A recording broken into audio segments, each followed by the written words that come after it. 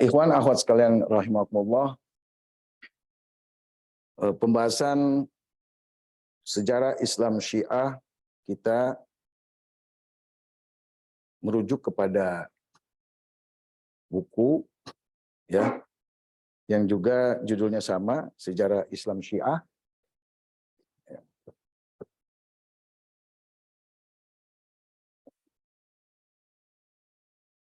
Yang ditulis atau disusun oleh Ghulam Hasan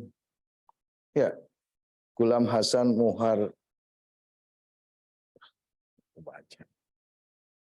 Muhardani ya. Dan ikhwan akhwat bisa dapatkan di toko buku Al-Huda ya. Ya. Terkait salah satu bagian atau pembahasan penting di dalam kajian sejarah Islam Syiah adalah tentang asal-usul mazhab Syiah. Setelah sebelumnya kita antum semua telah mungkin mengikuti pembahasan tentang asal-usul nama Syiah itu sendiri. Ya. Sekarang ini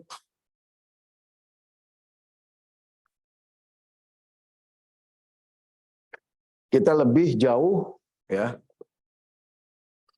membahasnya. Ya. Jadi bukan saja istilah, tapi kan jadi termasuk orang-orang yang disebut Syiah itu, ya, menurut beberapa pendapat, ya, itu terjadi di fase apa? Jadi ada beberapa pandangan hasil tentunya telaah ahli sejarah tentang asal-usul kelompok Syiah.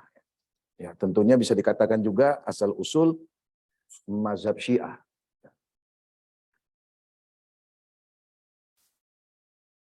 Menurut penulis, teori tentang kemunculan mazhab Syiah itu secara pembagian pertama, mungkin jadi pembagian ya berdasarkan pembagian ini ya, pembagian awal itu dia ada dua ya. Jadi kemunculan mazhab Syiah.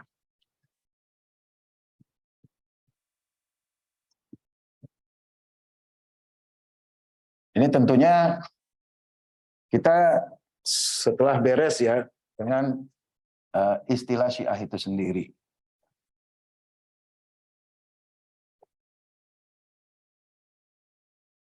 Ketika kita mencoba untuk memahami keseluruhan ini, kemunculan mazhab Syiah itu tidak menunjukkan kemunculan sebuah kelompok dalam apa ya?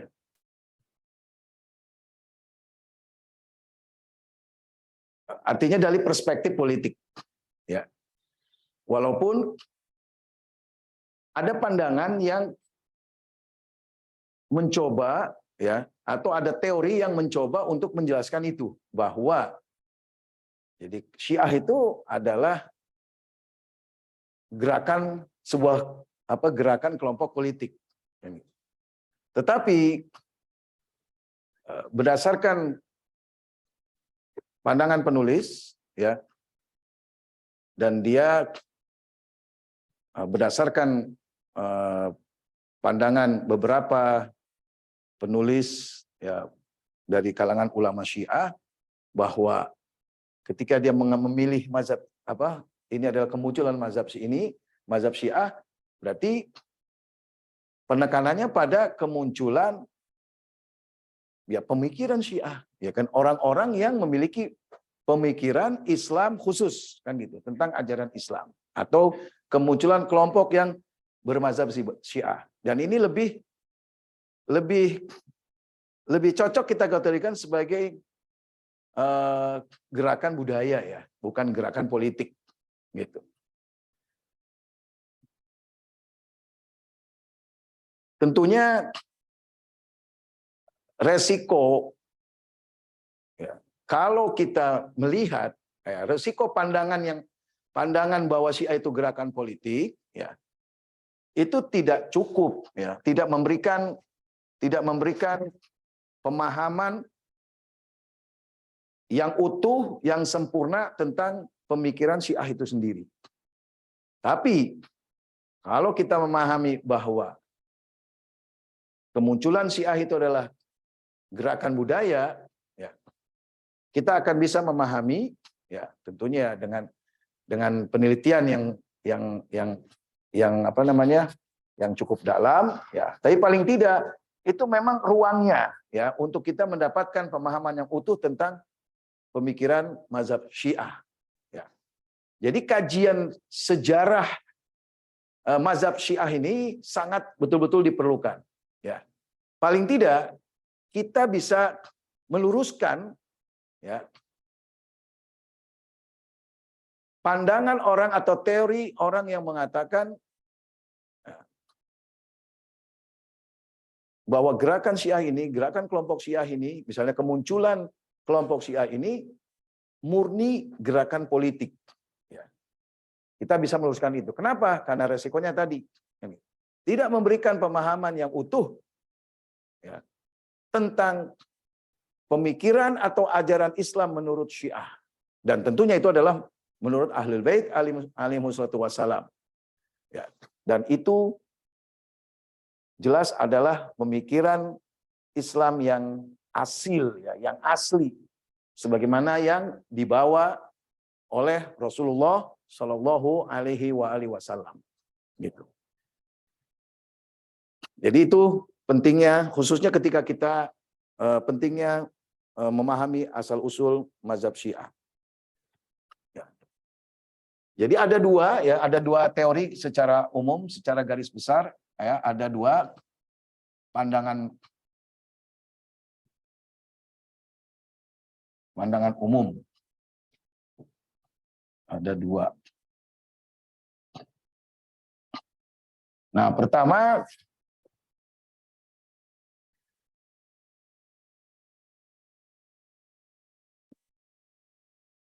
mazhab Syiah itu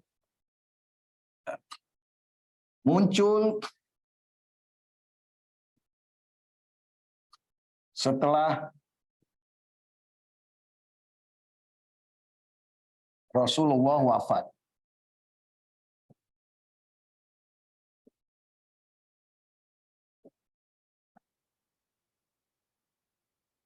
Kedua, ya, di masa hidup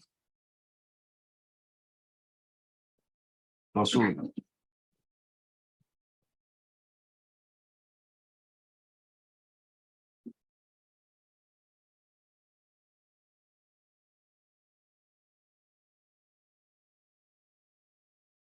Nah, tadi apa yang saya katakan, kita sedikit berdiskusi dulu ya.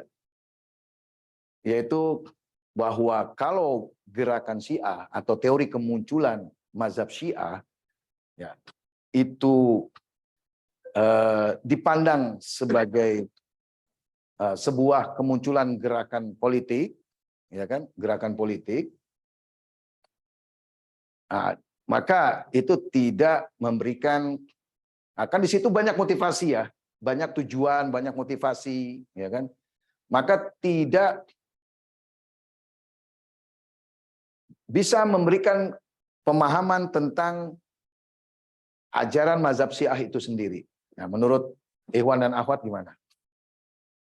Jadi sehingga ulama kita, khususnya ahli sejarahnya, perlu meluruskan.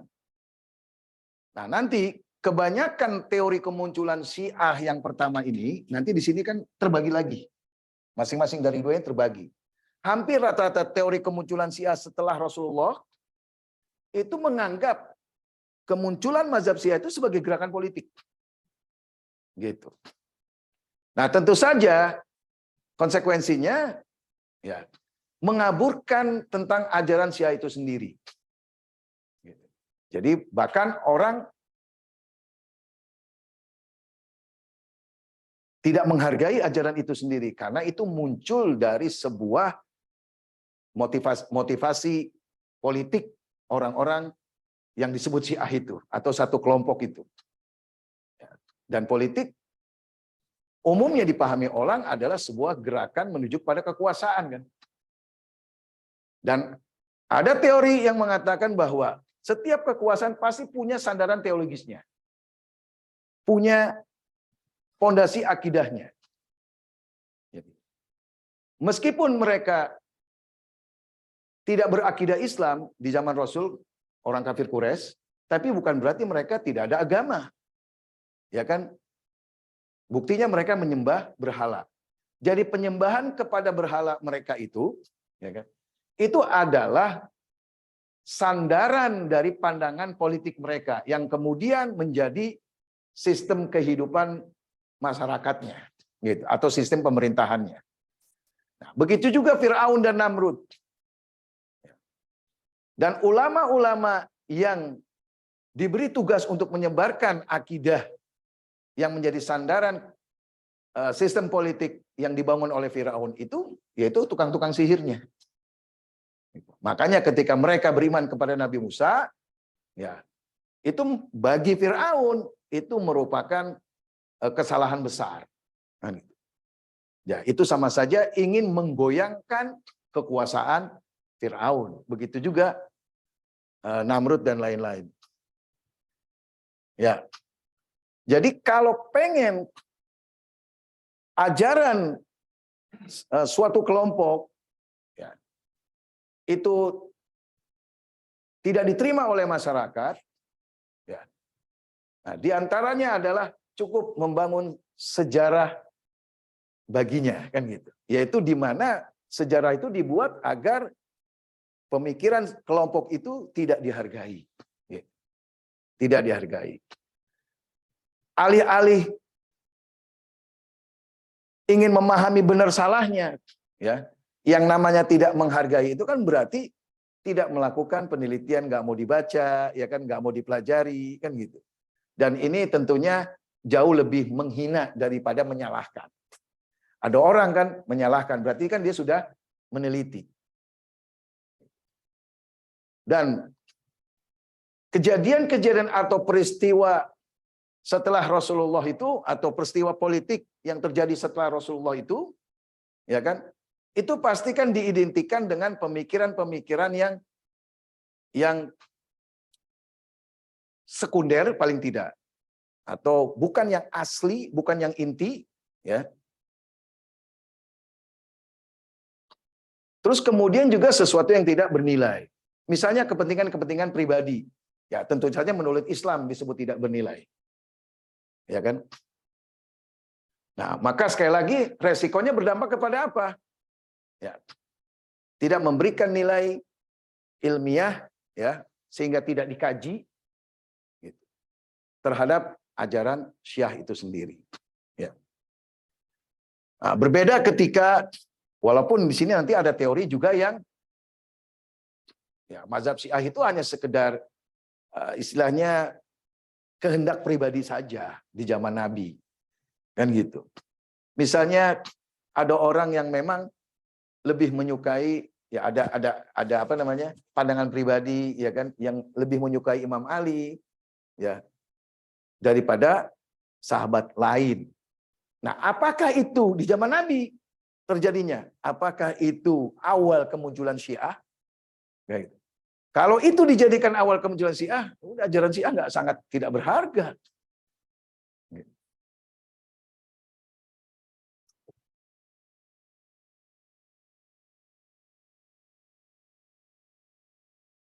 Pandangan pertama dari yang pertama ini, yaitu teori tentang kemunculan mazhab Syiah. Ya. Jadi ingat, mazhab Syiah ini berarti bukan gerakan politik, ya kan, gerakan budaya, pemikiran, gitu. Dan kita tahu kan dari pelajaran akidah tadi, ya kan, gerakan membangun masyarakat, kalaupun itu adalah gerakan politik, itu dimulai dari gerakan budaya. Dimulai dari gerakan budaya, gerakan pemikiran, gerakan akidah itu kan berarti kan gerakan pemikiran. Nah, pertama,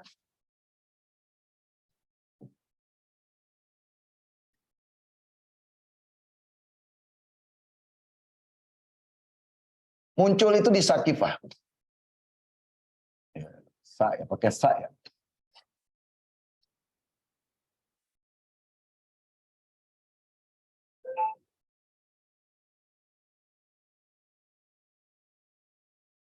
Dua,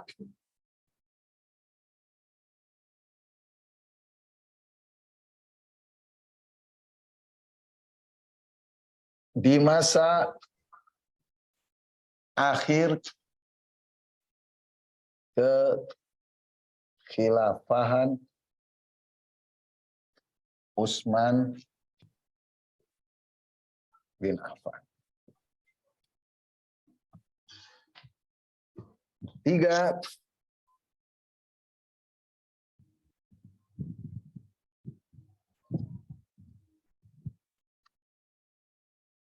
fitnah Abdullah bin Sabah.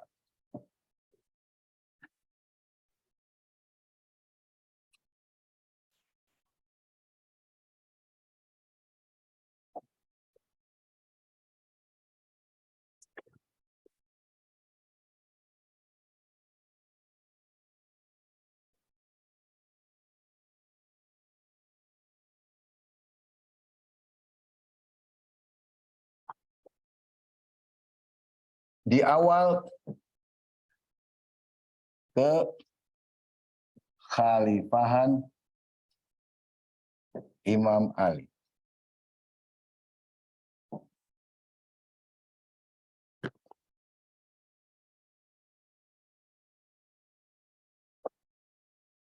Di masa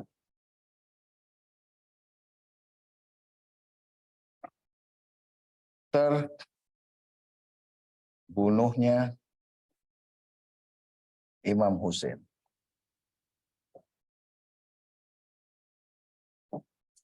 Atau di masa kesayidan Imam Hussein. Pokoknya peristiwa Karbala lah ya. Mulai dari berangkat gitu. Aduh, kumat lagi nih kaki. Lama-lama berdiri.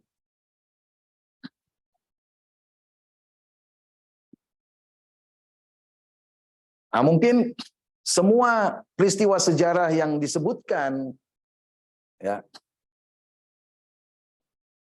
sampai 5 ya. Ya. Ini masuk kelompok pandangan yang mengatakan bahwa Syiah itu, maksudnya orang-orang Syiah, gerakan Syiah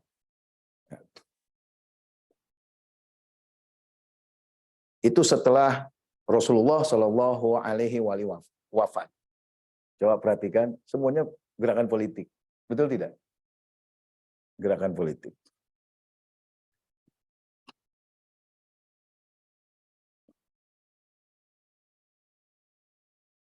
Kalau gerakan budaya, meskipun secara politik bisa dibendung, ya, tapi secara pemikiran itu belum tentu bisa dibendung. Artinya punya cara tersendiri untuk dibendung, gitu. Nah, kalau kita sudah bisa memahami, ya, kalau kita memiliki pandangan bahwa ini kita sedang berbicara dan coba untuk memberikan pengertian kepada saudara-saudara kita di kalangan kaum muslimin, ya kan? Sebelum kita berbicara gerakan sekunder lah ya, gerakan politik, ya, kita harus lebih dulu memahami Syiah sebagai sebuah gerakan budaya, yaitu pemikiran Syiah itu sendiri, ya kan? Nah, kemudian dari situ kita mencoba kan, selanjutnya kan kita ingin membangun berdasarkan sejarah ini dasar memahami ajaran Syiah, ya kan, dengan pendekatan sejarah kan, seperti itu, dengan pendekatan historis. Nah, tetapi kalau misalnya kita memahami bahwa sebagaimana teori yang pertama ya bercabang menjadi 5 ini, dan tentunya dalam buku-buku yang lain ada lagi teori yang ya kan menambah ya kan wawasan kita tentang teori atau pandangan para sebagian pemikir tentang kemunculan mazhab Syiah itu. Ya, gerakan politik disebut gerakan kemunculan mazhab Syiah. Kemunculan gerakan politik Syiah ya kan disebut gerakan mazhab Syiah. Ini kan mendistorsi, merendahkan mazhab Syiah itu kemunculannya gitu. Ya, mungkin kita berdiskusi sebentar ya. Kira-kira Ibu, Bapak, ya ikhwan akhwat sekalian, ya bagaimana pandangan Bapak Ibu dengan teori dua teori ini, ya kan? Jadi kenapa ahli sejarah kita ya itu ingin memaparkan membagi dua. Jadi ada teori kemunculan Syiah setelah Rasulullah dan teori kemunculan mazhab Syiah di masa Rasulullah Shallallahu Alaihi Wasallam. Dan kalau kita detailkan, ya lihat rinciannya. Yang pertama itu, nah itu semua pada peristiwa. Jadi ketika ada gejolak politik pasca Rasulullah Shallallahu Alaihi Wasallam, ya bisa kita lihat, ya kan? Di masa akhir kekhilafan Utsman bin Affan, ya ketika Khalifah Utsman bin Affan itu terbunuh, ya kan? Di situ umat Islam terpecah. Jadi ada dua kelompok yang menuntut darah Utsman, ya kan? Sejarah mengatakan gitu. Ya, di kitab sejarah yang lebih detail. Nah, terus kemudian dan mereka mengatakan bahwa orang yang membunuh itu adalah di kelompok Ali, di kelompok Imam Ali alaihissalam. Gitu. Nah, ada orang yang mencoba untuk meluruskan itu. Nah, jadi di situ terjadilah dua kelompok.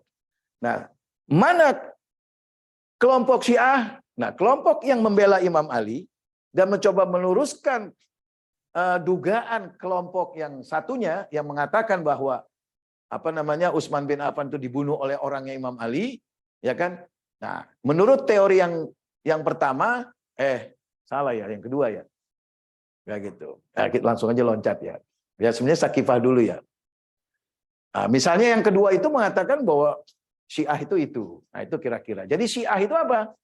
Syiah ada orang-orang yang ya kelompok orang yang muncul yang berhadapan dengan kelompok yang menuntut darah Utsman. Gitu. Kan harusnya seperti itu Syiah. Tapi dalam pembahasan sebelumnya Syiah itu apa? Kan gitu. Ya kan? Sangat tidak beririsan. Gitu. Kalau secara politik di mana orang menginginkan kekuasaan atau peluang mendapatkan kekuasaan di dunia, ya sebagaimana kita tahu di politik itu semenit bisa teman, semenit bisa lawan kan gitu. Karena memang orientasinya dasarnya adalah kekuasaan. Ya, sesuatu yang kalau kata ulama kita tidak tetap. Karena dasarnya tidak tetap, maka sikap yang dibangun di atas fondasi itu juga akan tidak tetap. Nah, kenapa orang maunya gitu? Karena memang asyik, kan gitu. Dan dia lalai, udah asik, terus kemudian ditambah dia lalai. Ibu, Syiah lahir di Sakifah. Bisa dijelaskan peristiwa Sakifah? Ya, kita berdiskusi. Sakifah. Rasulullah meninggal, ada sekelompok orang dari apa tuh Ustaz yang ingin menggantikan Rasulullah. Ya. Tadinya Abu Bakar enggak. Akhirnya karena mendengar seperti itu, dia merasa lebih layak daripada kelompok itu. Iya. Dia datang ke sana meninggalkan Rasulullah. Sedangkan Imam Ali sama sahabat-sahabat Rasulullah yang setia itu lagi sibuk mengurusi jenazah Rasulullah. Jenazah Rasulullah. Abu Bakar dengar di sana dianjurkan lagi lagi ribut-ribut Membahas calon membahas pengganti. Ya. calon pengganti, lantas Abu Bakar ke sana. Kalau kalian bilang kalian yang lebih layak, kami yang lebih layak, klien kami yang lebih layak gitu. Ini ngomongnya saya nggak terlalu. Iya, itu udah benar. Ya, itu udah benar Ibu. Lantas, Ya. akhirnya ya orang ini membaiat Abu Bakar dengan segelintir ya, terpaksa gitu. Iya. Ahsan. Mungkin dari Ikhwan ada yang mau menambahkan? Silakan. Saya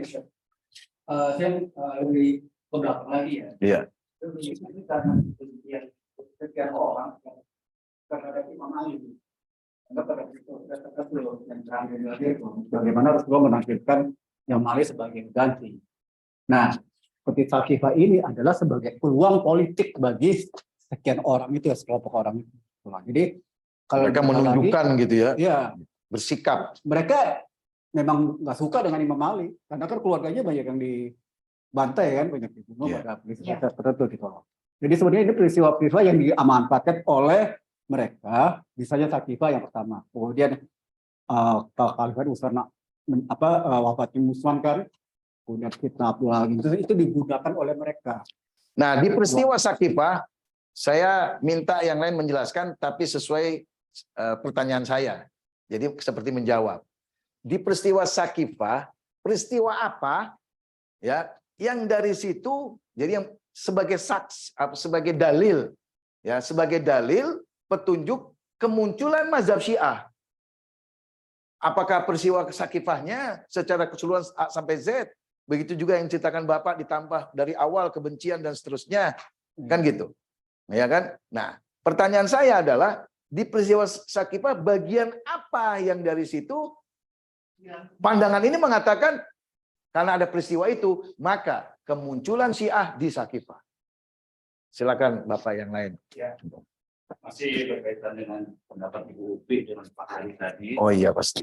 Sebetulnya sebutan Syiah itu sudah sering dikumandangkan disebut oleh Rasulullah. Ya. Wahai Ali dan Syiahmu nanti akan menghadapi benturan-benturan gitu. Nah, ini perkataan Rasulullah ini sudah menggaung kemana-mana ke semua sahabat-sahabat Rasul. Makanya timbul iri hati itu. Nah, kemudian ketika Rasulullah wafat, keluarga dekat Rasulullah sibuk mengurusi jenazah Rasul. Nah, salah satu sahabat Rasul yang katanya setia, tapi tidak setia, mengatakan, ayo kita cepat adakan suksesi. Mumpung Ali masih sibuk mengurusi jenazah Rasulullah. Kala terjadilah peristiwa Sakifah yang sebetulnya itu diinisiatif oleh sahabat dekat Rasul, kemudian dihadiri oleh kaum Ansor yang diwakili Ubaidah, ya. Sa'ad bin Ubadah ya. Sa'ad bin Ubadah, Pimpinan. itu tokoh dari Ansor. Ya. Mumpung ayo segera kita tunjuk. Minna amir wa minkum amir. Nah, Dari kami Ansor amir. ya, kita tunjuk pengganti Rasulullah mumpung Ali sibuk ngurusin Rasul. Makanya terjadi rapat-rapat dengan segala dinamika yang kasar, yang curang segala macam, akhirnya dipaksakan Abu Bakar menjadi pengganti Rasul. Nah, dari situlah memang sudah mulai menunjukkan arah penyimpangan dari kata-kata dari Syiah sebagai patokan, jadi mulai menyimpang di peristiwa Sakifah itu. Jadi politik. Iya. Nah, menurut saya, Ustaz, Syiah itu tidak Dari tadi bukan menurut Bapak itu. Syiah itu tidak pernah berpolitik secara aktif. Syiah itu hanya dampak dari sebuah gerakan.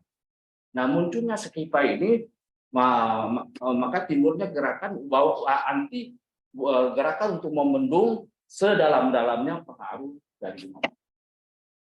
Jadi Syiah menurut saya tidak secara aktif dia berpolitik, tetapi karena dipolitisir, makanya Syiah harus melawan dengan berbagai macam momentum yang dimanfaatkan. Jadi saya pikir itu dampak aja Syiah itu berpolitik itu. Karena dia dipolitisir oleh pihak-pihak yang tidak suka dengan Imam Ali. Ya, Hasan Pak, terima kasih. Mungkin ikhwan yang lain dari yang online kalau mau menjawab ya atau menyampaikan pendapatnya, bagian apa dari peristiwa Sakifah yang menjadikan peristiwa Sakifah itu ya menurut teori yang pertama itu adalah awal mula kemunculan mazhab Syiah itu dari Sakifah. Ya, silakan. Pokoknya yang maksud itu konsekuensi dari ada pertemuan Sakifah itu dan belahnya Islam menjadi kelompok. Ya, apa faktor yang menyebabkan terbelah dari peristiwa Sakifah? Karena ada kelompok yang tadi di Sakifah itu yang kemudian menyetujui atau mengangkat Abu Bakar sebagai pemimpin dalam Rasulullah. Sementara masih ada kelompok lain yang menurut teori ini, menurut saya, yang sebenarnya tidak sepaham dengan itu atau bahkan tidak terlibat di suksesi itu, yaitu mereka yang dianggap pendukungnya Imam Ali, sehingga terbelah jadi dua, ada pendukung konsep Sakifah, ada yang pendukung bukan konsep Sakifah, kira-kira begitu menurut saya. Ya mungkin antum juga, ya ada yang jawab di Zoom. oh ya silakan. Saya bacakan aja dari Nyimas Soleha, adanya kompromi kepemimpinan yang tidak syah untuk menggantikan Imam Ali sebagai pengganti Rasulullah yang ditunjuk oleh Rasul sebagai pemimpin umat. Hal ini menunjukkan ada gerakan Syiah secara politik. Izin Itu- menambahkan Ustadz, kalau Ya, ya Videonya assalamualaikum. bisa dibuka nggak? Mic-nya sudah dibuka. Kalau videonya bisa, Aduh, biar kalau Ustadz bisa lihat. Ya. Nah,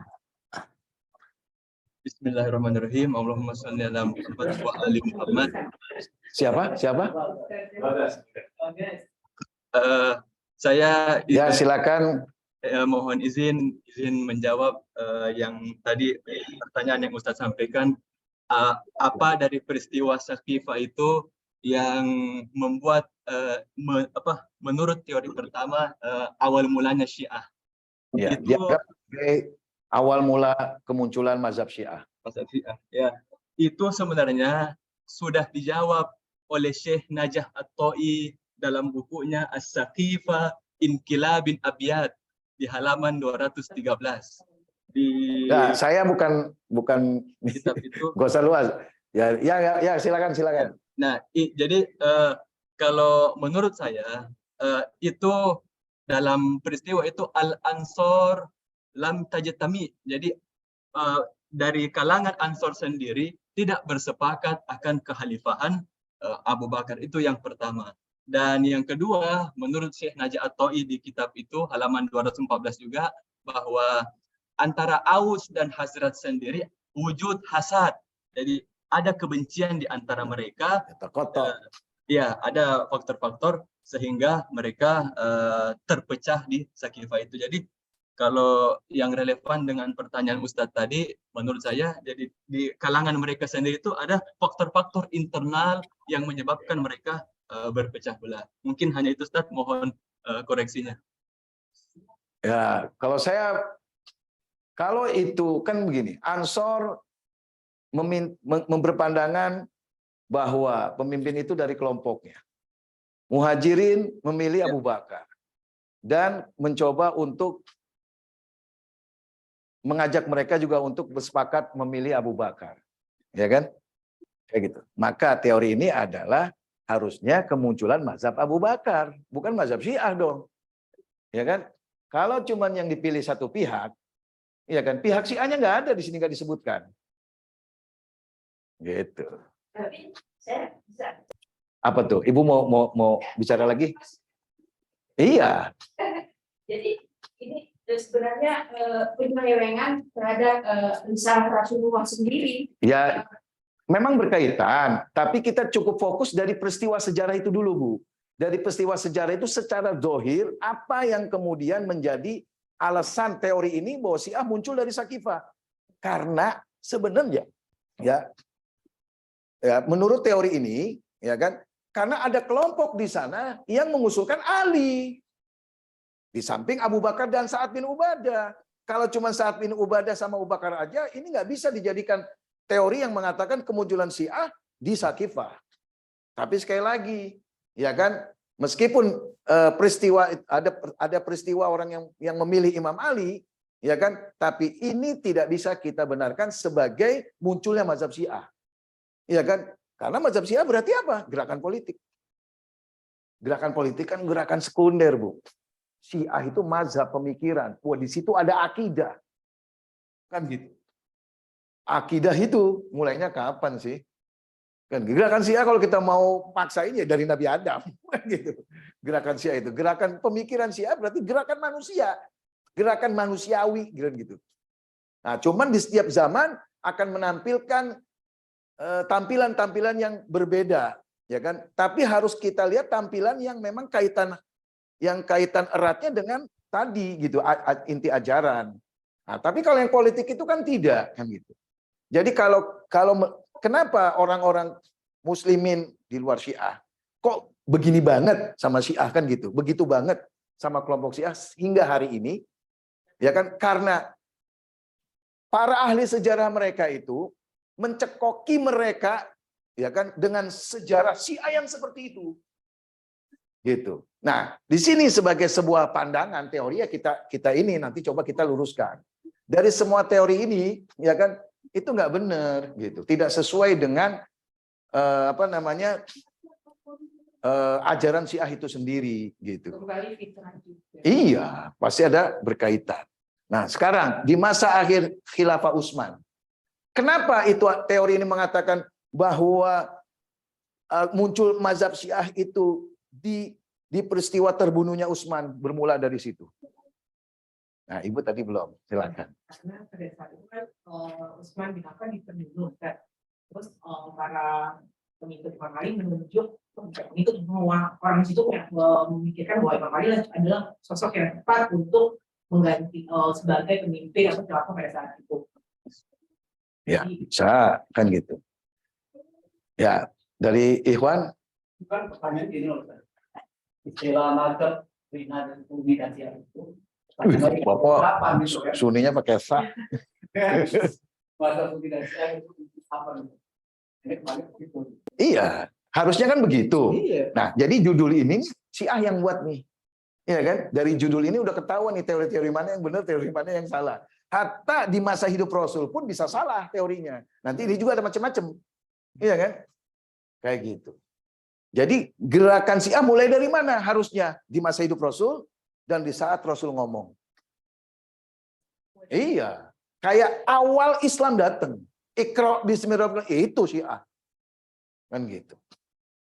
Atau kalau setelah itu ya setelah turun ayat misalnya Al-Ahzab 33 atau ya ada ayat yang mengatakan bahwa sebaik-baik penduduk bumi adalah ya sampai ya khairul bariyah. Nah, di situ kan Rasulullah SAW mengatakan khairul bariyah adalah anta ya Ali wa syi'atuk kan gitu. Nah, di situ mulai ya kan gerakan Syiah kan gitu. Ya, mungkin dari yang online ingin memberikan pandangannya kenapa di masa akhir Khilafah Utsman menurut teori ini bahwa Syiah muncul kemunculan mazhab Syiah itu dari akhir kekhilafan Utsman. Izin Ustaz. Ya, silakan Pak. Turun, Ustaz. Jadi asbabun nuzulnya terjadi apa istilahnya peristiwa menentang Imam Ali pada saat wafatnya wafatnya Utsman bin Affan itu sebetulnya ketika Utsman bin Affan itu sudah sakit, maka Aisyah sangat mendukung Tolha saudaranya untuk siap-siap menggantikan Utsman yang akan meninggal. Ya. Belum terbersit kebencian di hati Aisyah. Nah, ketika terdengar bahwa peristiwa terbunuhnya Utsman bin Affan itu, masyarakat menghendaki Ali sebagai penggantinya, maka dari situlah terbit kebencian dari Aisyah.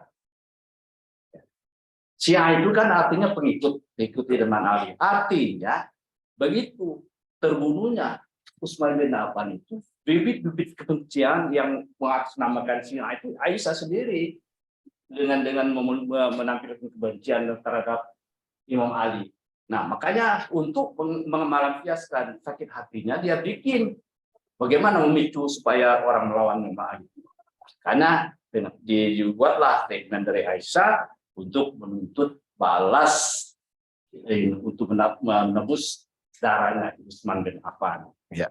Jadi kalau saya, ya secara ini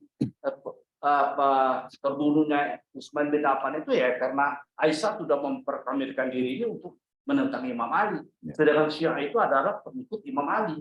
Ya. Demikian, Ustaz. Ya, Ahsan. Ya, walhasil di peristiwa akhir masa hidup atau khilafah Utsman bin Affan itu harus bisa, menurut teori ini bagian mananya gitu ya yang dia mengatakan sebagai dasar ya atau syahid istilahnya yang bahwa mazhab Syiah itu muncul dari situ.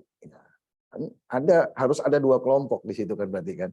Jadi peristiwa akhir hidup dari Utsman bin Affan itu, ya kan, itu terjadi suatu peristiwa di mana kaum muslimin terbelah menjadi dua kelompok, ya kan, kelompok Imam Ali dan selainnya, terserahlah mau Aisyah mau apa kan gitu, ya kan, sehingga kita nggak perlu membicarakan mereka lebih detail, Pak. Yang penting salah satunya ada dua kelompok dan salah satunya kelompok Imam Ali.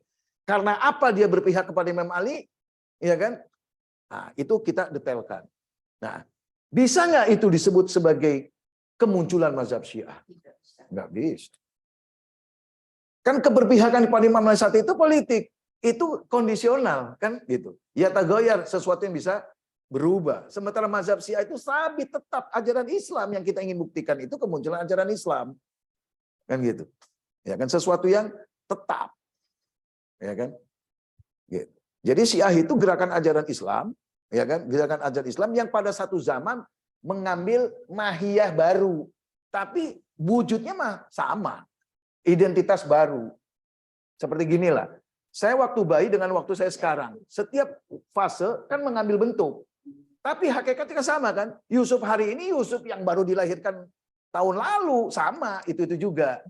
Cuman setiap waktu ngambil bentuk. Ya, ada orang yang lihat bayi setahun kemudian, Yusuf udah begini, udah bisa jalan, sekarang udah jadi ustadz, beda lagi. Padahal Yusuf juga orang yang sama, kan gitu. Nah, menurut saya ajaran Syiah itu, ya, dan menurut beberapa ulama kita, yaitu yang iqra bismillahirrahmanirrahim kholaq di saat satu Rasul. Makanya ada klaim bahwa Syiah itu, ya kan, Muhammadiyatul Hudus wa Aliyul Baqa, gitu. Atau Husainul Baqa, terjadi awalnya itu dengan Rasulullah Shallallahu Alaihi Wasallam. Gitu. Nah, tapi setiap masa dia mengambil mahiyah, mengambil supaya orang bisa mengenal ajaran itu Syiah, ya kan? Dia harus punya identitas baru. Ketika terjadi konflik, gitu loh. Ketika terjadi konflik. Ya, ketika setelah Nabi Rasulullah wafat, untuk mengidentifikasi ajaran Syiah yang mana, ajaran Islam yang sebenarnya, yaitu ajaran pengikut Imam Ali. Cuman bisa nggak kita identikan itu dengan peristiwa politik yang di zaman itu, kan gitu.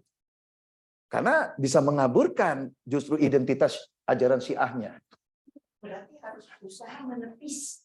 Iya, kita belajar ini Bu sejarah, jadi kalau bisa tidak cukup dengan ini ya. Nah, tapi ini penting juga, ini petanya. Ini ditulis, ini petanya. Misalnya Sakifah, ya kan? Itu kan sederhana. Pokoknya di Sakifah. Syahidnya apa? Karena ada dua kelompok. Imam Ali dan selainnya. Terserah di Sakifah yang lain siapa. Ya kan? Pokoknya ada Imam Alinya satu kelompok. Terus karena apa dan sebagainya. Terus detailnya seperti apa? Silakan Ibu merujuk kitab yang lain. Tapi yang penting poinnya di sini, ya kan? Bahwa di situ terjadi dua kelompok. Kalau cuma satu kelompok aja, ya itu nggak bisa dijadikan alasan bahwa Syiah muncul di Sakifah. Ya itu namanya kemunculan Syiah Abu Bakar. Dan jelas-jelas Syiah politik. Kan gitu. yang menentang Imam Ali itu, yang menentang Rasulullah, menjadi macam-macam, dia mau politik. Nah, itu nggak ada urusan kita. Yang jelas kan secara zohir ada dua kelompok di sana. Nah, oke, itu real nyata, memang terjadi dua kelompok. Tapi yang kelompok Imam Ali itu mewakili Syiah, kepentingannya apa? Kan gitu. Iya kan?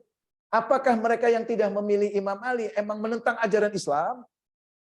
Ingat, tidak berpihak kepada Imam Ali atau tidak memihak kepada imamah, itu masalah nggak? Enggak, itu usulul mazhab. Kalau antum mengatakan imamah itu usul akidah, sama aja mengatakan bahwa ahlu sunnah nggak berakidah. Ya, itu tidak sesuai dengan pandangan ahlul bait yang dinyatakan oleh para ulama kita. Nah, gitu. Jadi imamah itu usulul mazhab. Nah, nanti di akidah kita bahas lebih detail tentang usul mazhab. Ya, prinsip mazhab kita.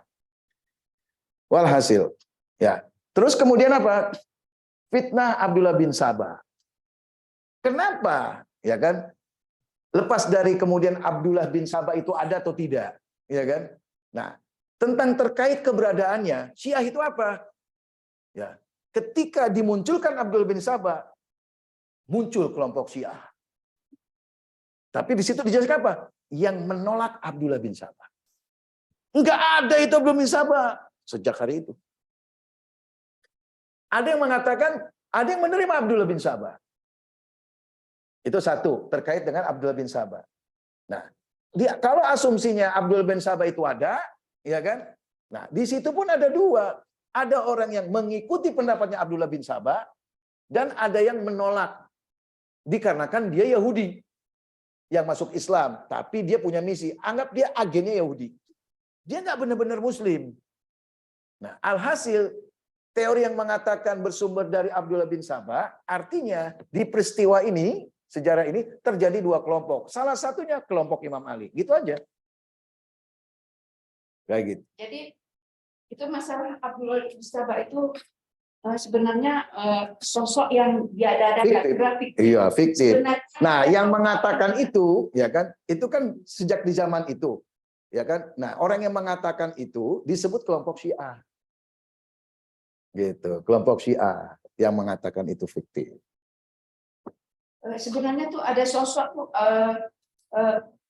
sahabat Nabi yang setia tuh Ya mungkin Ammar bin Yasir. Ammar bin Yasir. Yasir. Dia kan Ammar bin Yasir kan dia syahid di perang Jamal ya. Perang Jamal. Abdullah bin Sabah itu setelah perang Jamal kan. Ya, jadi sudah nggak ada sahabat Ammar bin Yasir. Kayak gitu.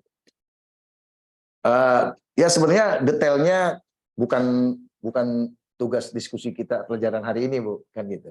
Jadi nanti kita bisa detailkan di kesempatan lain ya, misalnya ya kayak gitulah. Pokoknya poinnya itu. Nah, kalau mau itu yang lebih panjang kita diskusikan.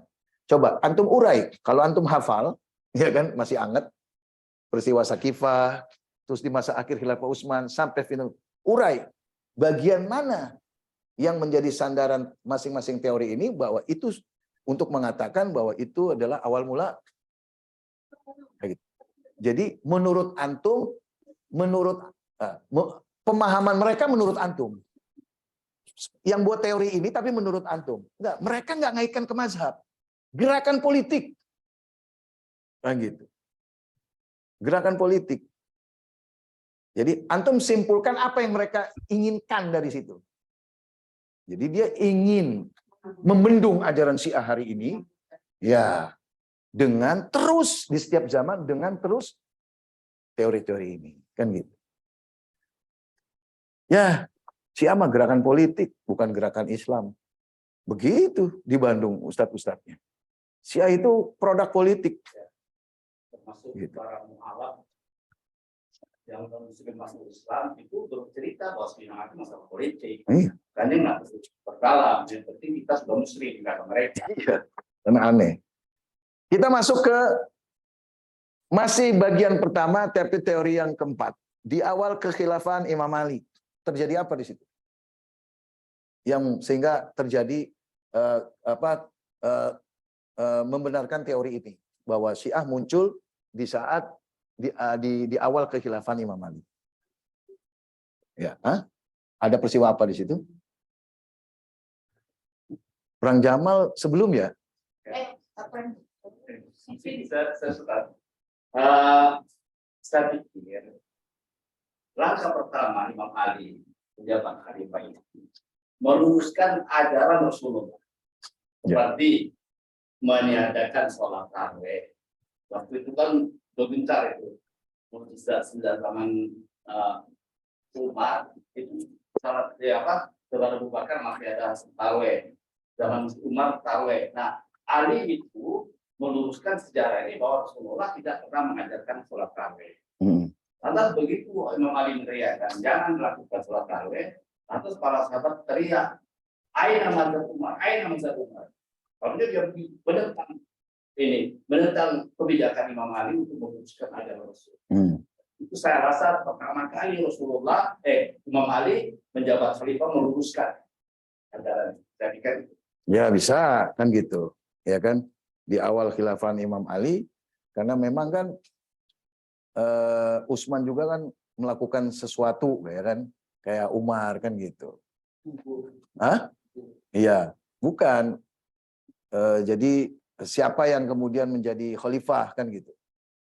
Nah, terus juga masih ada sahabat-sahabat utama, atau paling tidak, ya kan, terjadi dua kekuasaan di awal pemerintahan Imam Ali. Yang satu dipimpin oleh Muawiyah, ya kan, yang satu dipimpin oleh Imam Ali sebagai yang sah, yang dipilih oleh masyarakat, kan gitu. Nah, paling tidak itu, gitu. Nah, di situ bagian peristiwa teori ini bersandar kepada fenomena atau peristiwa itu, gitu. Nah, sekali lagi ini juga, ya kan, ingin mengaburkan tentang kebenaran dan kemendasaran ajaran Syiah. Bahwa dia bersumber betul-betul dari ajaran Islam. Bahkan ajaran Islam itu sendiri. Gitu. Dia bukan yang ada karena sejarah atau satu peristiwa. Kan gitu. Lanjut ke di masa terbunuhnya Imam Husain alaihissalam. Dan ini sering teori ini disampaikan oleh orang-orang sekarang ya, para membaliknya. Ini paling banyak menganut teori ini. Kan gitu. Apakah sebelum kesahidan Imam Husain, terus di masa Karbala kan banyak yang ikut. Iya kan? Gitu. Yang jelas peristiwa Karbala itu menegaskan ada dua kelompok di situ. Imam Husain, ya, dan siapapun yang ada di kelompok keluarga Nabi, dia Syiah. Kayak gitu. Entah pandangannya Syiah atau tidak. Kan ini berbicara politik sebenarnya. Bukan berbicara mazhab sebenarnya kan. Gitu. Bahkan ada rawi hadis di zaman Imam Ja'far dan Imam Muhammad Al-Baqir. Kan ilmu agama itu kan diajar Ahlul Bait mengajari ilmu agama yang mungkin karena kondisinya lebih bagus daripada yang kondisi imam-imam yang lain. Nah, jadi banyak hadis Rasulullah itu lewat Ahlul Bait, yaitu lewat Imam Muhammad Al-Baqir dan Imam Ja'far. Iya kan? Nah, banyak rawi yang menerima dari itu dianggap Syiah semua itu. Pas di zaman Imam Ali Ar-Ridho ada sahabat Imam Ali Ar-Ridho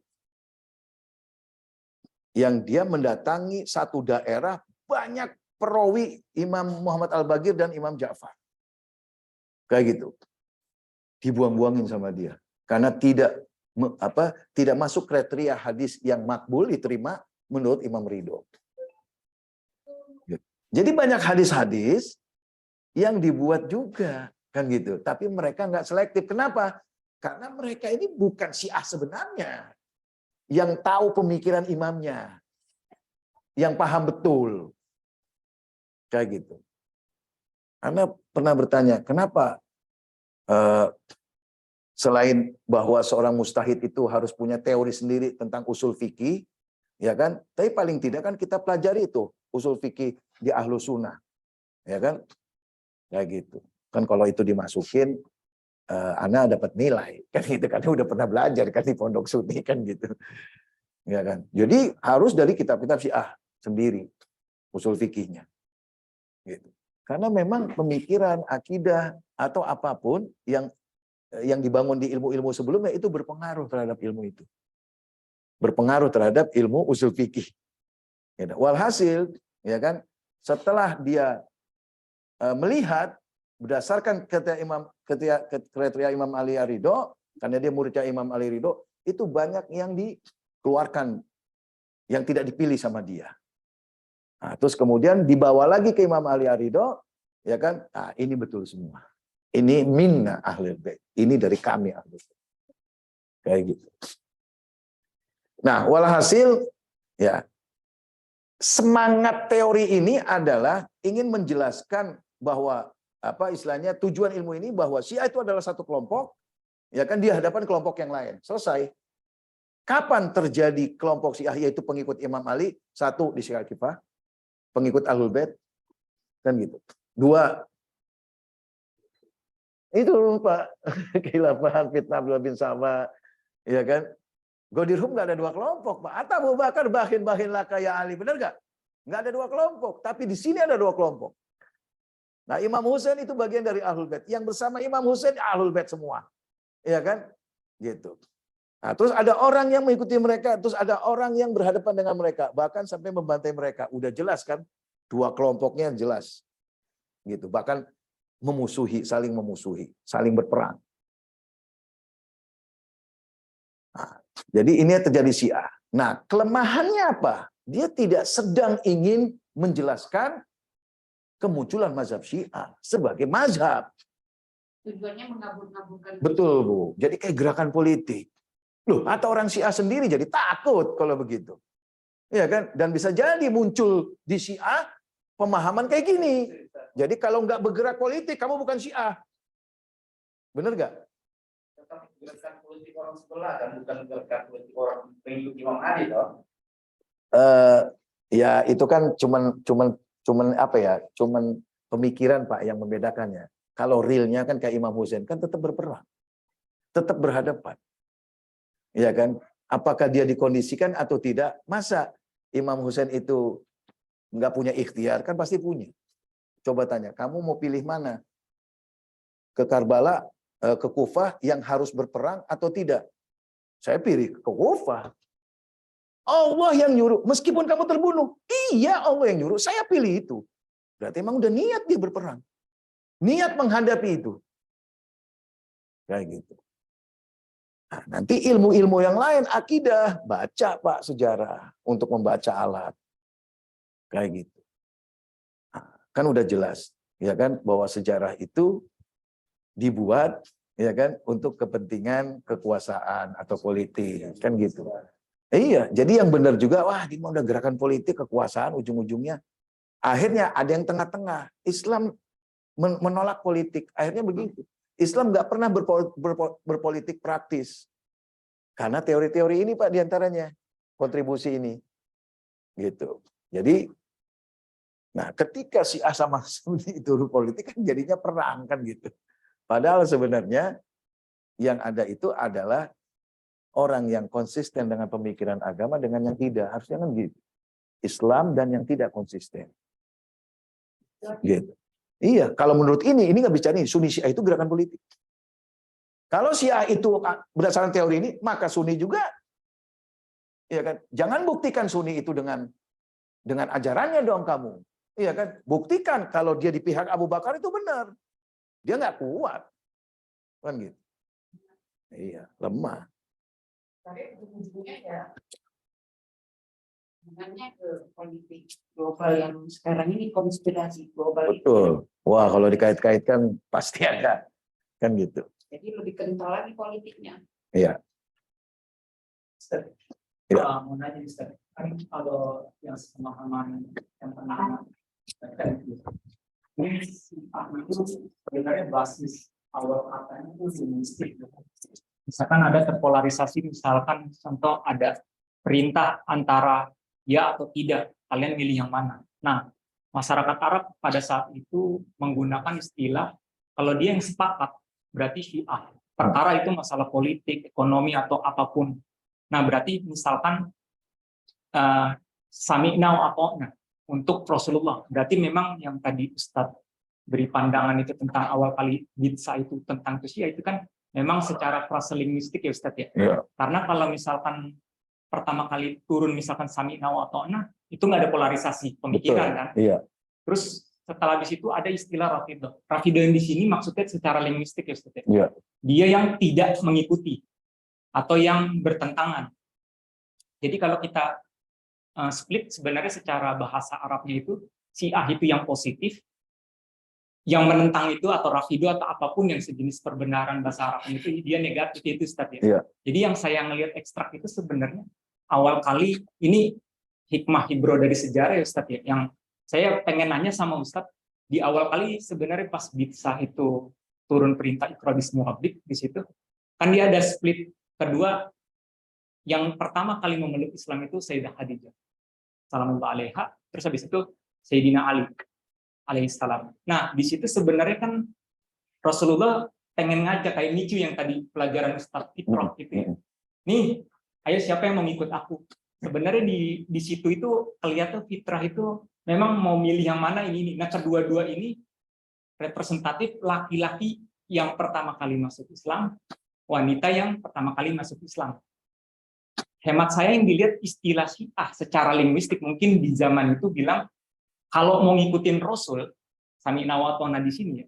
Kan ada Rasul ternyata yang diikutin ini anak kecil. Nah, di sini berarti kan ada penentang kan secara linguistik ya Ustaz ya. Iya. Nah, jadi awal kali secara bahasa Arab sebelum masuk ke mazhab ya Ustaz ya. Berarti saat Rasulullah mendeklarasikan ajarannya itu udah mulai ada polarisasi hawa nafsu akal ya Ustaz ya. Jadi Benih ya, benihnya. iya, benihnya di situ. Sebenarnya dia masuk di alam akal dulu ya Ustaz ya, sebelum realisasi ini karena Iyalah. filosof bilang itu jadi dari awal kali wahyu itu turun, ini realisasi wujud nyata materi kan. Iya. Tapi di alam akal di awal kali kan ad-dinu wal akal. Nah, di awal kali Iqra bismi rabbik, tapi Rasulullah merepresentasikan kamu mau ngikut nggak sami'na wa ata'na. Nah, di sini akal-akal manusia yang nggak masuk, kita nggak bisa ini ya, yang para sahabat yang lain, dia maka, wah masa saya ngikut ini anak kecil ini dibenerin ini. Polarisasi itu muncul secara linguistik Ustaz. Menurut pandangan Anda kira-kira keliru atau enggak Ustaz? Jadi pertanyaannya sekali lagi, zaman dulu itu kan kalau misalkan dilihat ini kan secara mazhab. Ini bukti-buktinya, tapi kalau di alam akal kan berarti Rasulullah ngasih pengetahuan, mau ikut nggak ini ajaran wahyu ini? Iya. Ada yang menentang kan? Secara bahasa ini kan berarti kan bukan Syiah kan? Secara linguistik ya. Bukan menentang ya, mungkin belum paham. Iya, ya. belum paham. Maksudnya makanya bersabar. Rasulullah sabar. Baru di sini realisasi bahwa muncul benar hakikat mana yang mengikuti, maka dibilang Imam Ali itu pewaris Nabi, representatif ilmunya Nabi. Segala sesuatu apa yang itu Nabi. Nah, Syiah itu udah mulai muncul secara mazhab. Iya. Berarti ini masalah linguistik ya pertama Ustaz ya, bukan politis gitu kan? Bukan. Imam Ali kan bukan dia orang pertama masuk Islam, kapan pula dia nggak Islam? Iya. Bisa aja Ibu baru pertama masuk Islam, emang dia pernah kafir. Iya. Iya. Konteks terakhir Ustaz itu gimana secara linguistik? Soalnya kalau misalkan ini kan fakta-fakta faktual, tapi saat pas lagi ini makanya penasaran aja Ustaz. Berarti Syiah ini kan sebenarnya misalnya contoh saya mau mengikuti sesuatu, mau itu politik, ekonomi atau apapun, kalau saya mengikuti ya secara nggak langsung saya Syiah. Iya. Jadi persoalannya nggak ada persoalan bahasa aja gitu. Kan? Apapun ininya, nah kebetulan kalau misalnya di Al-Quran juga kan ada Syiahnya Nabi Ibrahim. Nah ini lebih condong kepada persoalan bahasa ini. Iya. Yang ini nih teori ini. Iya. Nah, kalau mazhab itu ya sudah hakikatnya kan. Iya, hakikat. Gerakan hakikat mazhab kan gitu. Hakikat Syiah. Bukan hanya sekedar bahasa. Kan gitu. Terima kasih Ustaz. Iya. Jam berapa sekarang? Izin Iya. Silakan Ya mungkin dari Mas Muhammad. online kita diskusi. izin Iya, anak sependapat kan gitu. Yang ini Faktualnya, Ustaz, mana? yang kasus-kasus ini buat penguat bahwa memang ada Iya, kan gitu. Orang kalau hanya memahami secara bahasa, ya kan, nah, ini bisa membenarkan ini, kan gitu. Tapi kalau dia mulai dari definisi Syiah, ya kan yang sebelumnya dibahas, ini nggak kepake, membuktikan itu dengan ini nggak kepake. Syiah muncul karena kejadian ini, karena nggak kepake itu, ya kan sudah kaitannya. Ini soalnya tentang hakikat Syiah. Ya silakan. Saya sangat sepakat tadi ketika Ustadz mengatakan bahwa ruh dari Syiah itu satu, cuma dia mengambil mahiyah atau forma yang berbeda-beda. Menurut pendapat pribadi saya, Ustadz, mohon koreksinya nanti. Kalau saya pribadi meyakini bahwa hakikat atau ruh hakikiyah dari Syiah itu Koneksinya, ya. Koneksinya ya terputus-putus tadi. Putus. Oh, ya. Kalau sekarang sudah jelas? Sudah. Ya, alhamdulillah.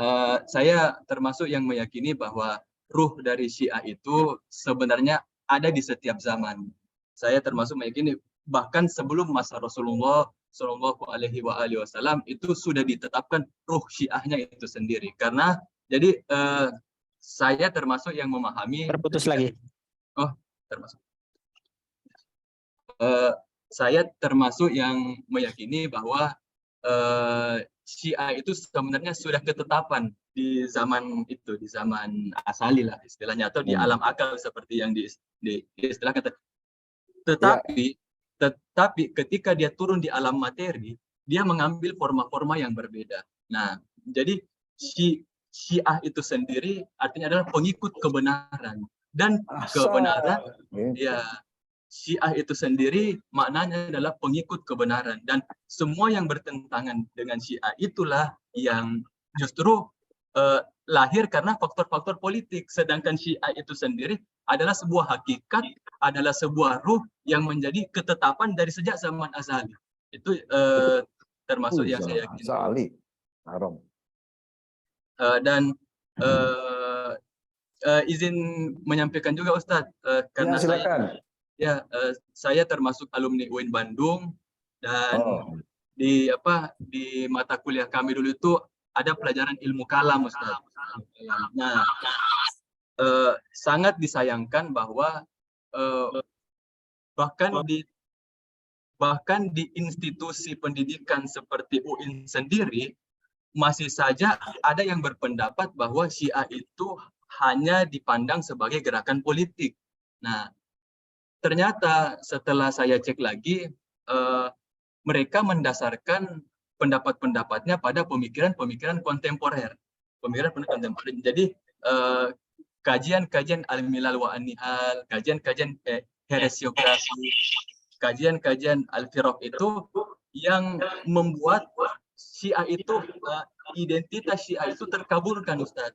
Ya, nah, dan yang kedua yang ingin saya sampaikan terkait Syiah itu bahwa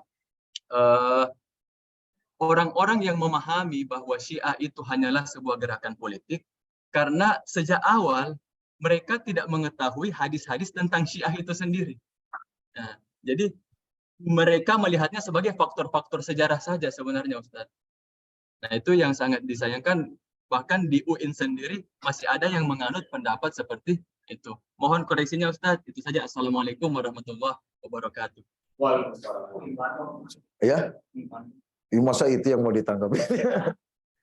Ya, Ahsan, terima kasih banyak ya masukannya. Ini menambah wawasan kita semua nih kan. Kayak gitu.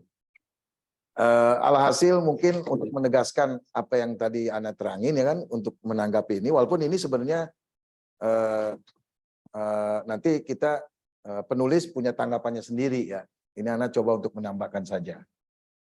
Jadi kalau kita ingin menangkap satu peristiwa sejarah ya kan, bahkan peristiwa politik ya kan, peristiwa politik gitu ya, dalam lingkaran sejarah, dalam gerakan sejarah itu ada ucapan dari Imam Ali Khamenei kan gitu. Tapi ya di kondisi sekarang, apa bedanya sih gerakan Islam rakyat Iran dengan gerakan Islam di tempat lain? Itu hasil riset beliau. Kayak gitu. Misalnya bangsa Palestina, mereka bergerak agar kembali tanah mereka. Mereka bisa hidup tenang lagi. Kayak gitu. Kalau kita, enggak kita bergerak. Waktu ngelawan Saddam Hussein, waktu berperang, kan gitu, membela. Karena ini taklif. Selesai. Urusannya nanti kita kalah menang. Iya kan? Cuman dua, menang atau kalah. Semua imam begitu. Ada imam yang menang, ada imam yang kalah. Yang kalah bisa terbunuh, tapi dia menang di hadapan Tuhan. Gitu. Dia menang kenapa? Dia menjalankan taklifnya dengan baik. Nggak sadar musuhnya. Kalau pihak yang lain menang di mata Allah, berarti ente ahli neraka. Ya, kayak mudah aja kan, Imam Ali ngomong kayak gitu. Nah, ya kan, itu dilihat nggak sama teori ini? Enggak. Nggak dilihat. Bahwa kelompok Imam Ali itu berdasarkan ideologi Syiah, nggak dipaparkan sama dia. Udah, jadi ingin menjadi bukti pembenaran Syiah menurut bahasa aja kan gitu. Ya kelompok Imam Ali selesai dengan ketika terjadi kelompok itu, ini kelompok Imam Ali ya berarti Syiah sesuai dengan bahasanya kan, secara bahasanya. Iya. Yang intinya ya. Betul. Iya Ibu. Kayak gitu. Nah, saya jadi ingat tadi kan ucapan Rahbar itu. Kita bergerak berdasarkan ideologi. Ya, kalau mereka bergerak berdasarkan tanah mereka, ya kan, mereka ingin hidup tenang layak seperti yang lain, ya kan. Nah, kalau kita berjuang hatta membela mereka itu karena itu taklif, karena ideologi. Taklif kan itu ideologi, turun dari pandangan dunia atau akidah bertuhan, ya kan. Apapun yang Allah inginkan itu dari kita, yang kita yakini dengan akidah atau yang disebut dengan pandangan dunia, itu kan ideologi namanya kan, taklif. Dan kita, menurut beliau, kita siap bersyukur, ya, dan siap gugur. Ya kalau kita menang, kita siap bersyukur. Artinya menggunakan kemenangan itu untuk lebih mendekatkan diri kepada Allah. Dan kita siap gugur. Lagi di jalan itu. Ya, orang untuk tanahnya kembali juga siap menang dan siap gugur. Iya kan? Artinya dia menerima risiko itu. Tapi hatinya tidak sama. Ya pengennya sih menang. Syukur-syukur kan gitu. Nah, iya. Kalau Rahbar ingin mengatakan apa? Kita hubungannya sama Tuhan. Kita hanya siap menjalani taklif Tuhan. Apakah resikonya kalah atau menang? Gak ada urusan. Kan gitu. Nah, kayak gitu. Dan kita tidak menangkap di teori ini. Nah, tapi di Karbala emang terjadi orang Syiah. Kelihatan. Tapi kan bukan kemunculannya dari sana. Kan gitu. Syiah banget kelihatan itu. Iya kan? Syiah banget itu ada. Dan sepanjang sejarah hidup Imam Ali, ada orang Syiah nunjukin diri. Tapi nggak disebutkan sama mereka. Misalnya waktu perang ini kan gitu kan. Nah itu jelas. Itu kalimatnya itu betul-betul berdasarkan akidah kepada Imam Ali bahwa dia lahu hakut ta'ah, memiliki hak untuk ditaati. Kan gitu. Nah, orang kalau punya hak lahu hakut ta'ah, iya. Jadi artinya ya dia punya hak yang sejajar dengan Nabi. Nah, kalau ada ayat yang mengatakan atiullaha wa atiur rasul wa ulil amri minkum, ya dia ulil amri minkum. Kenapa ketaatan kepada Rasul disebutkan setelah ketaatan kepada Allah? Ya, ini juga untuk membaca teori ini kan. Kelompok Syiah yang taat sama Imam Ali. Yang bukan Syiah, taat bukan sama Imam Ali kan. Sama pihak lain. Entah itu Muawiyah, Aisyah, masa bodoh. Nggak ada urusan lah untuk sementara ini. Ya kan? Yang jelas dia taat. Ini juga taat. Nah, tapi Islam mengatakan taat kepada selain Allah, turunan dari ketaatan kepada Allah. Artinya dikehendaki oleh Allah. Allah, kalau pemikirannya itu gini logikanya. Ya kan? Jadi ketaatan kepada Allah itu harus punya bukti. Kan gitu. Buktinya apa? Kita siap taat kepada Allah. yaitu menjalankan perintah Rasul. Pertanyaan, bisa nggak menjalankan perintah selain Rasul? Untuk sebagai bukti ketaatan kepada Allah, aklan wa naklan, secara akal, argumentasi rasional, dan secara ayat riwayat nggak bisa. Nanti kita bahas. Begitu juga untuk membuktikan kita taat sama Allah dan Rasul harus dengan lewat ulil amri minkum, aklan wa naklan. Kalau begitu ahlul bait dong ini. Gitu. Nah, orang-orang yang beristiwa ini, apakah dia mengikuti Imam Ali? Nah, pertanyaannya gitu. Iya kan? Karena dia ingin membuktikan ketaatan kepada Allah dan Rasul, tidak dibahas sama dia. Ya sudah, jangan sebut ini kemunculan mazhab Syiah. Harusnya kan gitu. Kamu belum ngomong soalnya. Kalau mereka itu betul-betul dengan akidah membela Imam Ali, saya terima. Itu teori benar. Kemunculan mazhab Syiah memang di Sakifah. Kan gitu. Dan berapa tahun toh masa orientasi kekuasaan yang hidup dari kecil di Mekah bisa hilang hanya dengan 10 tahun di Madinah? Ngerti nggak Pak? Budaya jahiliyah mereka itu masa hilang sama sekali? Keberhasilan Nabi itu bukan mendidik semua orang. Melahirkan Imam Ali, melahirkan Sayyidah Zahra, terus kemudian sistem, terus melahirkan Abu Dzar, ya kan? Cukup melahirkan orang-orang tertentu, itu sudah musuh nyata iblis. Apa yang membuat iblis itu sangat marah sama Nabi Adam? Terus, itu kan iblisnya sombong. Ya kan? Oh, karena iblis sombong jadi benci. Kan gitu. Dia jadi wasilah para hujah Allah selanjutnya. Caranya gimana? Harus nggak benar, harus ngelawan Tuhan. Digoda udah ngelawan Tuhan. Pasti turunannya rusak semua, preman, orang-orang kotor. Artinya nggak bisa komitmen. Kan gitu. Ketutup manusia pertama. Allah harus ciptain manusia baru. Ya kan? Lagi-lagi pakai gentong, pakai tanah kan gitu kan. Gitu. Ya ini bercandanya lah. Harus bikin manusia baru karena nggak berhasil Nabi Adam, gagal. Tapi kan Allah enggak. Makanya manusia pertama harus maksum. Makanya ada pembelaan kan. Jadi Nabi Adam makan buah itu bukan maksiat, dia tetap maksum. Jadi rencana Tuhan dia jadi wasilah cahaya Muhammad turun ke bumi masih bisa. Cuman gara-gara itu iblis ngambil resiko dilaknat ibu-ibu, bapak-bapak. Kayak gitu. Nah, ini ditarik sama Rahbar ke membangun rumah tangga. Apa falsafah nikah? Jadilah wasilah hujah Allah atau pengikut hujah Allah. Kayak gitu. Nah, ini kan yang punya anak-anak remaja. Nah, itu Rahbar nulis udah diterjemahin an-nikah najihah. Nikah yang berhasil. Itu dari mulai remaja pembahasannya. Ini harus sadar apa, ya?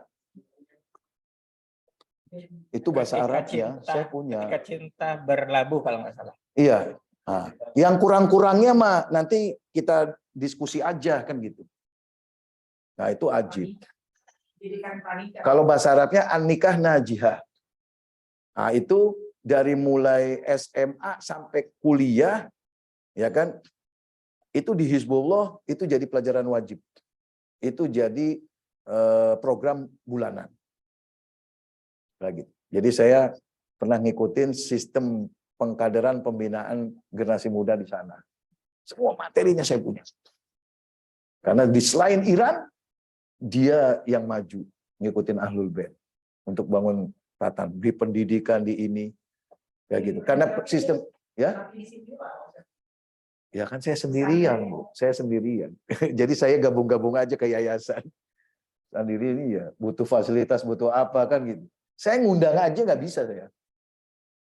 Gitu. Harus orang yang ngundang kan gitu.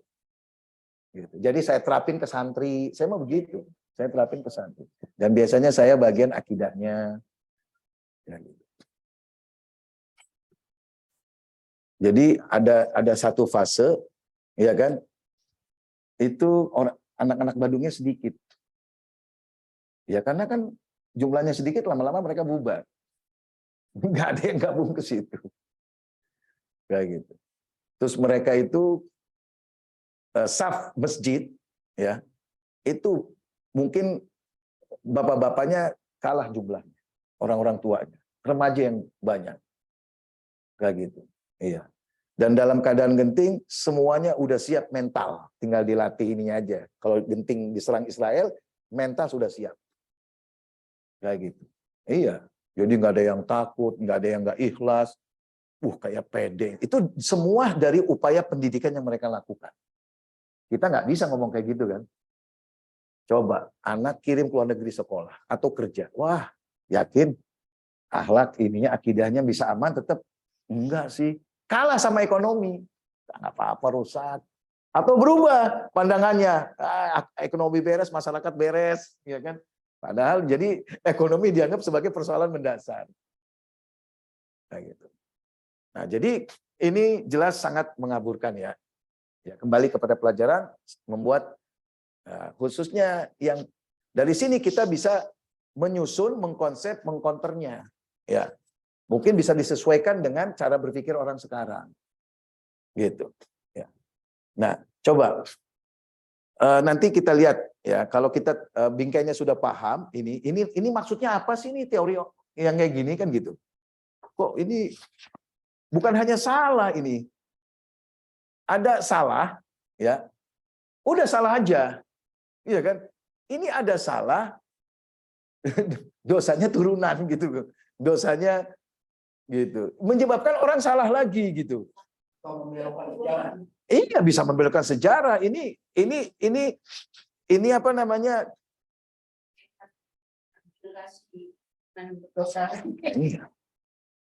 Ini ingin kalau bahasa Al-Quran ya apa? Mereka ingin memadamkan cahaya Allah, tapi Allah justru ingin terus bersinar. Nah, ini bagian dari gerakan sistematis untuk memadamkan cahaya Allah.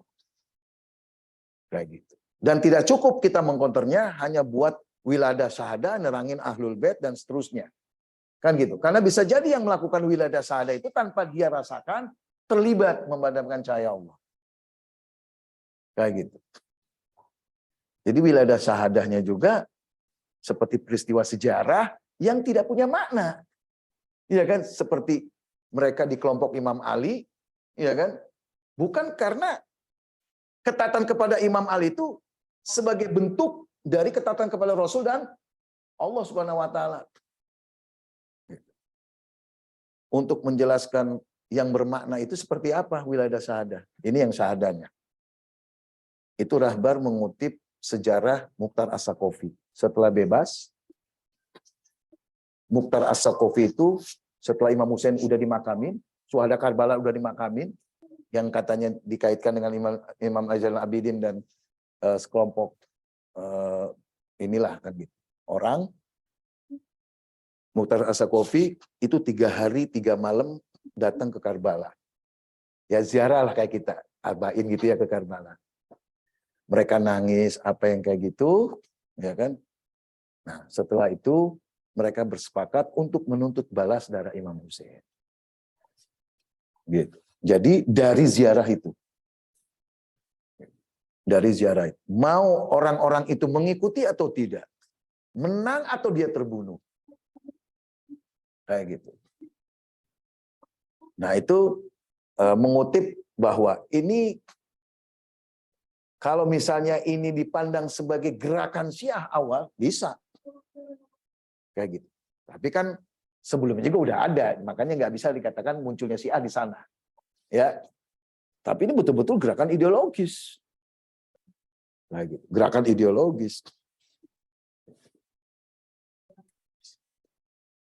Ya mungkin cukup sampai di sini yang bisa Anda sampaikan karena waktunya sudah habis. Ya.